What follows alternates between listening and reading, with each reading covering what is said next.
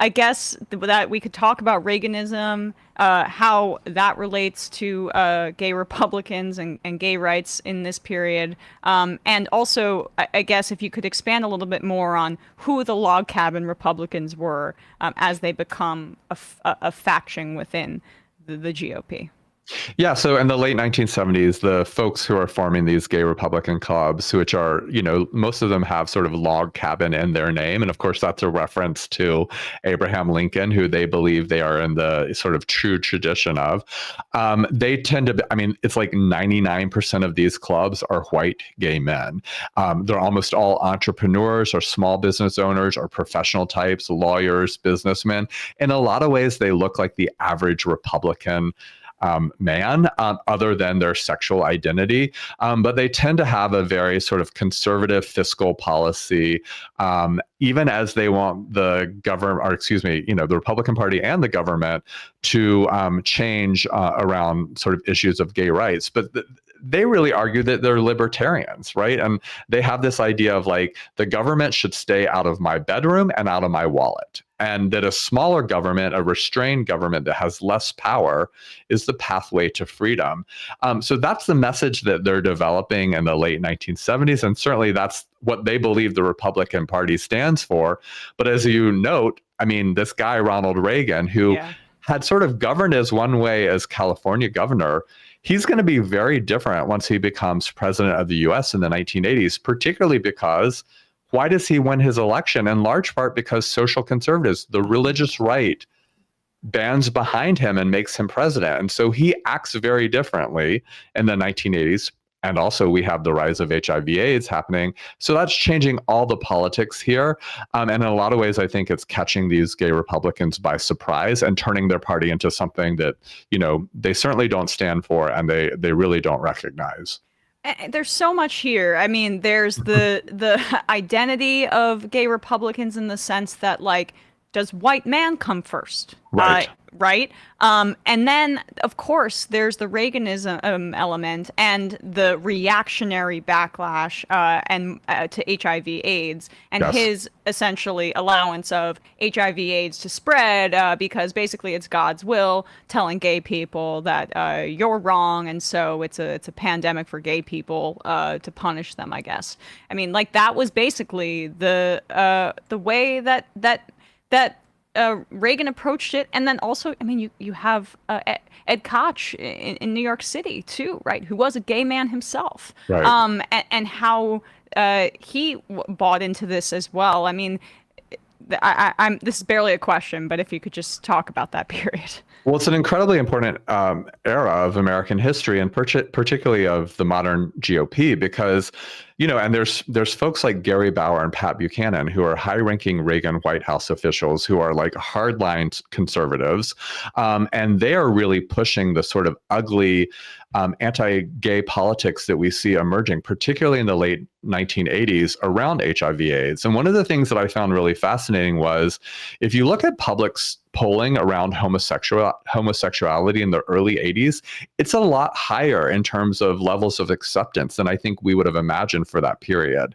But what happens is the HIV/AIDS crisis becomes sort of so overwhelming, and social conservatives really use it to ramp up a new wave of homophobia within the Republican Party, but across the nation more broadly.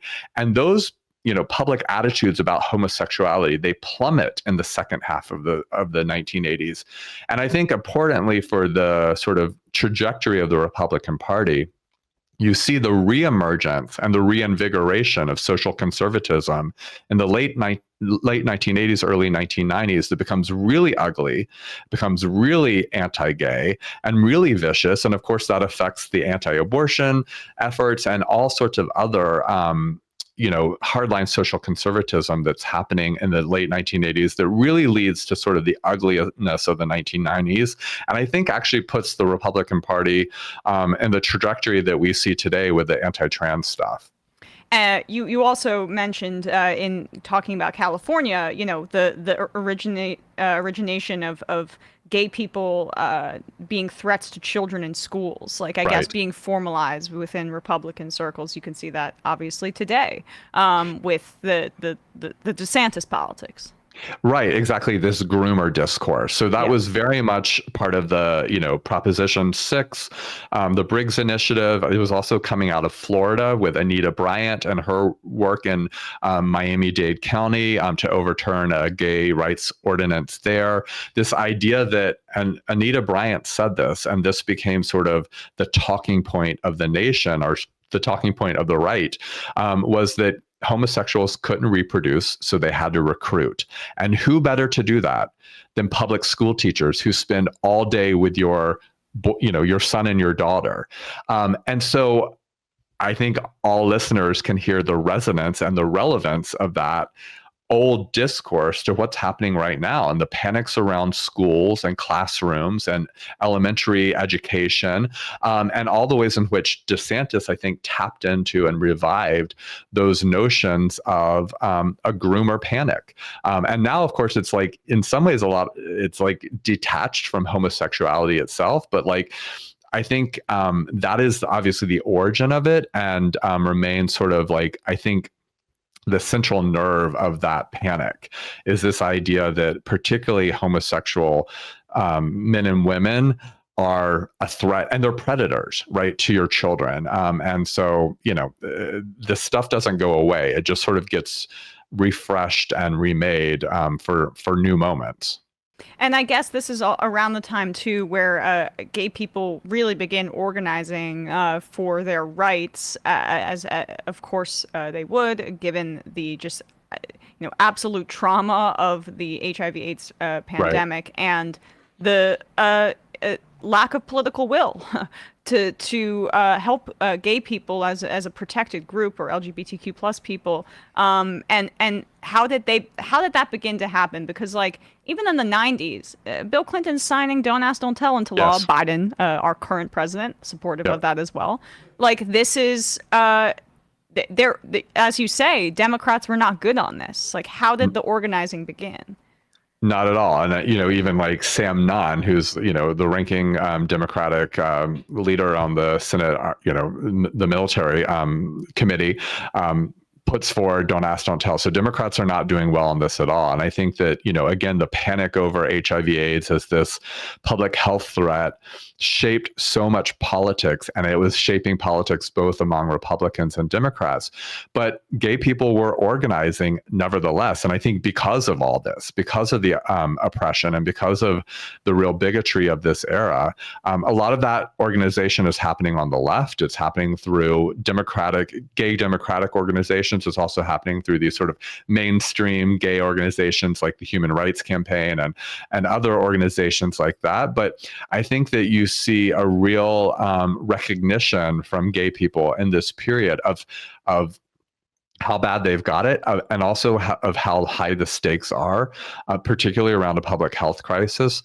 And also, they don't want to go back to where things were just a couple of decades ago. And it really seems like that's a possibility, right? We're not that far away from people living their lives completely in the closet. And I think in the 1990s, people really woke up and recognized. And so you have the March on Washington in 1993, where 1 million LGBTQ people come out. That is an incredibly significant moment, and of showing, visibility, of showing presence, of showing how large a population this is. And so for all the backlash, all the repression, and all the hate that's developing in this decade, I also think you see a huge commitment from LGBTQ people to not be silenced and to not be brought backwards. And we are in another moment of reaction. So I guess we'll just take it to the present day as we wrap up here, Neil. The anti-trans backlash, the anti-groomer backlash from Republicans. I mean, some of these figures, like we had an IM write in saying, Laib Habibi says, Roy Cohn was a mentor to Trump at the center of of North, the red and lavender scares, and a homosexual himself.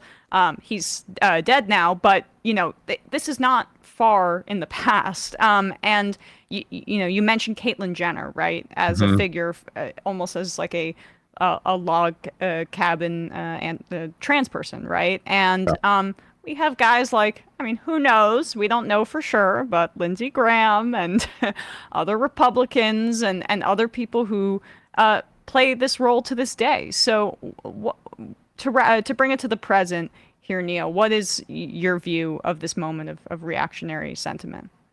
Well, I think for, all the progress that has been made, and it has been significant. I mean, and also in a short period of time, it's also, as you say, important for us to remember that that progress has not been around for very long. And so the potential for backlash and really regression here is enormous. And I think we see that in the current efforts around the anti-trans stuff. Gay Republicans argue, because they've supported a lot of the stuff of stuff Ron DeSantis has done and others have done, that Trump has done, that is, anti-trans efforts. They've said, well, these are sort of limited, narrow pieces of legislation that are, that make sense for the particular thing they're targeting. And the thing that I asked over and over again of the contemporary gay Republicans I interviewed was, are you not worried of where this is headed? And none of them are. And I think that that is very naive of them, because if anything, history shows us that these things are not disconnected, they're actually deeply woven together. And that the anti-LGBTQ movement has always been very coordinated. And it wasn't interested in just sort of, nitpicking an issue or two here or there and reforming it, but actually of pushing history backwards. And so I think that that's the thing we all have to be mindful of and aware of where this is potentially headed. Neil J. Young, the book is called Coming Out, A History of the Gay Right, Coming Out Republican, apologies, A History of the Gay Right. Thank you so much for coming on today. We will put a link to your book in the description wherever people are listening to or watching this. Appreciate your time today. Thanks for having me. It was a great conversation. Agreed. Hey folks, don't forget to hit the subscribe button and check out our daily show. We do it every day at 12 p.m. Eastern for about 2.5 hours. We even take phone calls. You should check that out.